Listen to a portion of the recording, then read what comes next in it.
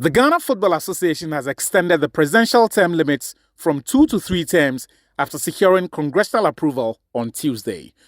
Of the 123 delegates who participated, 114 supported the amendments, 6 opposed it, while 3 abstained. The decision changes the 2019 statutes, which cap the presidency at 2 4-year terms. So what is the rationale behind the term limit extension? Even before we signed up to 2019 status, all of us at the gathering, at the meeting, agreed that we're going to change. We're going to effect changes after the elections. This is a statement of fact, because there were certain provisions in the status which we did not agree to. Few months down the line, we started the process. And the process went into another gear 3 years ago when we formed the Status Review Committee and accepted proposals for membership. Fast forward, we've arrived today, and Congress has overwhelmingly approved the vision and the clarion call that was made in 2019. Thank you. While a majority voted in favor of the proposal, some disagreed.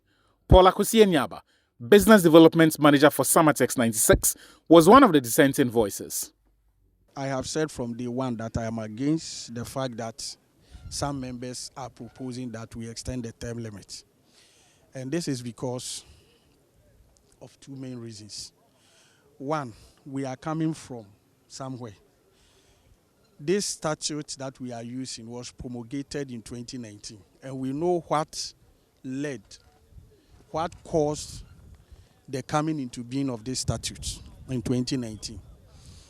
And I have also argued that this statute reflects the opinions of not just football people, but the broader public of the Ghanaian people. This is the football people. We have always said that they do not have regard for good governance. They do whatever they want. You understand? So for me, I think that we shouldn't have touched it at all.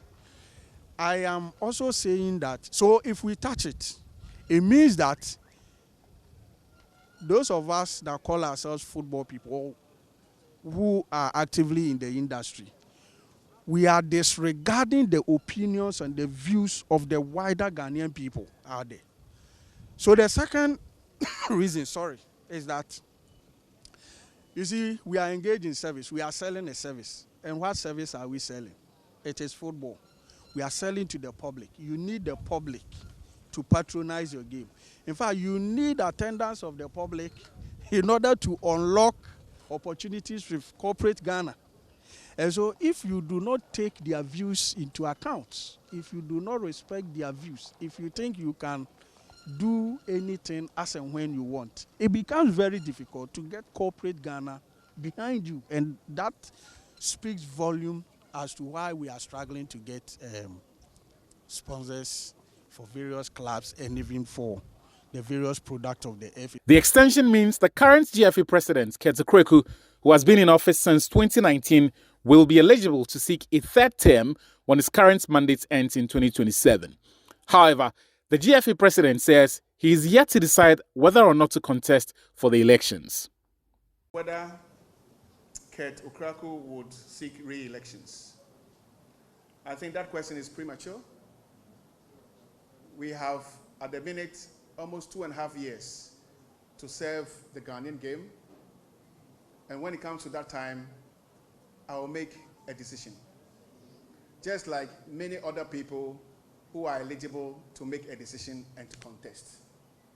Okay, so this should not be a topic for us. What should be a topic is how we handle the new wind that is blowing around our domestic game, the high level of investment that the FA has worked to bring it to a reality, and how well our clubs can respond to our current situation in our attempt to develop the Ghanaian game. Congress also ratified the proposal to preserve the 2nd vice president slot for women, something that excites Hasmal Ladies Chief Executive Officer Evelyn Nsiasari. I think it's a very good idea for a woman to become vice president. It's long overdue, because even when you look at the CAF and then FIFA, they have something there that gives women equal opportunities and representation.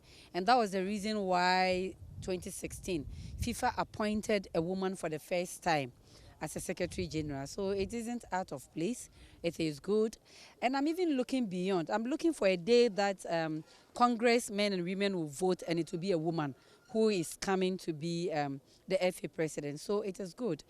And then in times like this, we gather to see each other, we gather to get ideas, different ideas from other people. So I believe that it's a good day, and it is a Christmas day for the football people to gather.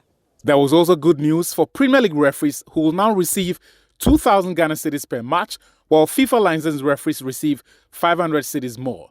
Beyond the 18 million Ghana cedis that was announced last month, the GFA also confirmed an additional prize money of 9.5 million Ghana cedis and 2 million cedis to the eventual winners of the Ghana Premier League.